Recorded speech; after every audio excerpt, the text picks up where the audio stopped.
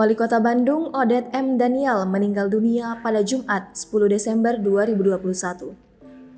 Berita duka cita ini dibenarkan oleh Sekretaris DPD Partai Keadilan Sejahtera Kota Bandung, Didik.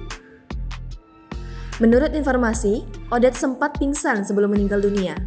Setelah pingsan, Odet sempat dibawa ke Rumah Sakit Muhammadiyah, namun nyawanya tak tertolong. Saat itu, Odet rencananya akan mengisi khutbah Jumat di Masjid Muhammadiyah. Odet Muhammad Daniel lahir 15 November 1962, adalah seorang politikus yang menjabat sebagai Wali Kota Bandung periode 2018 hingga 2023, didampingi Yana Mulyana sebagai wakilnya. Sebelumnya, dia adalah Wakil Wali Kota Bandung periode 2013 sampai 2018 mendampingi Ridwan Kamil. Sebelum menjadi Wakil Wali Kota, dia merupakan anggota DPRD Kota Bandung periode 2004 hingga 2009, sekaligus sebagai Ketua DPD PKS Kota Bandung.